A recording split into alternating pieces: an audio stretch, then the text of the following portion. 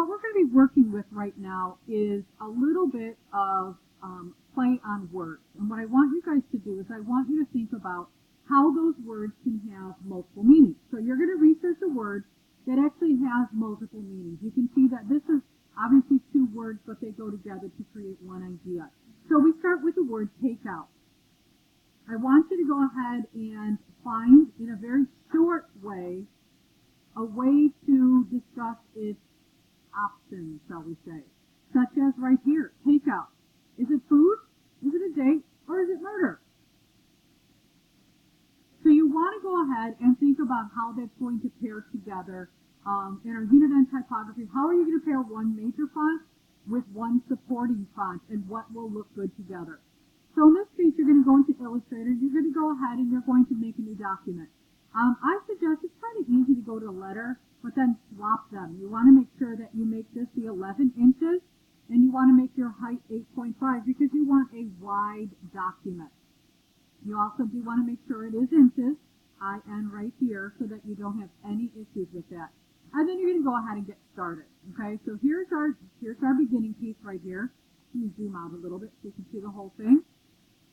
Just as before, we're going to start off with, maybe you start with a text box. Maybe you just click once. So we're going to go ahead and get started with take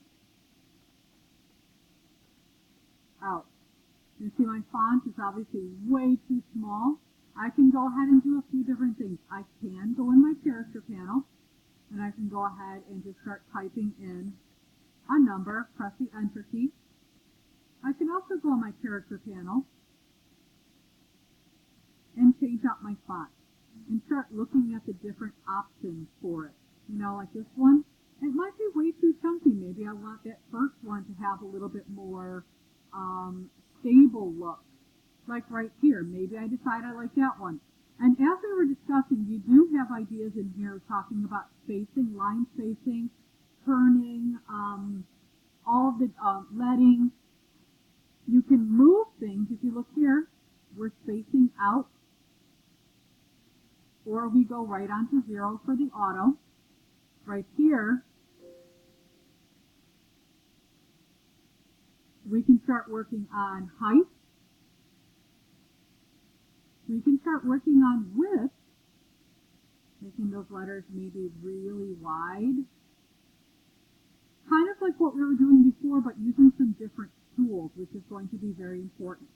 As always, though, once you pick it, you can go ahead and hit the escape key a couple of times, and you can still manipulate that text as needed.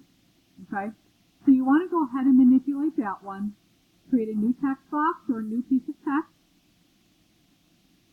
I'm going to go ahead and immediately go to my character panel. I'm going to bring the size down, and I'm going to say date, food, watch your letters, date, food, or murder. Murder is my is kind of my power word there.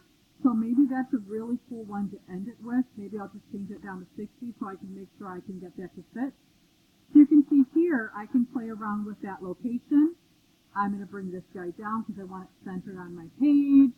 I'm going to bring this guy up a little bit. And then I'm going to work on a font pairing. Again, I'm looking at that being a serif. Do I want to do something sans serif? Doing something fancy is probably not going to be a good idea with something like that. So choosing something that looks like that is just going to confuse. So again, you're going to be doing some research on words that have multiple meanings. How do you make it really short and to the point and very impactful? And then how you execute that right here in Illustrator. Notice it's black text against a white background. And then I would like you to do one more with white text against the black background. Don't forget that actually is quite simple. After the fact, after you design it, you could very easily come over here.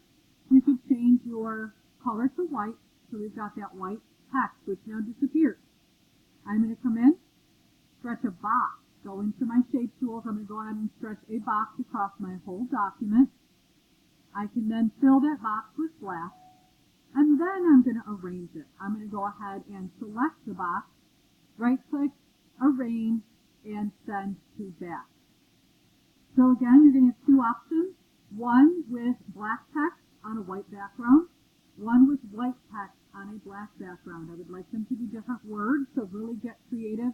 Do some research and really get that research kind of brought to life, because it is really important to look up some really cool terms and have a unique piece with really unique fonts and fairies.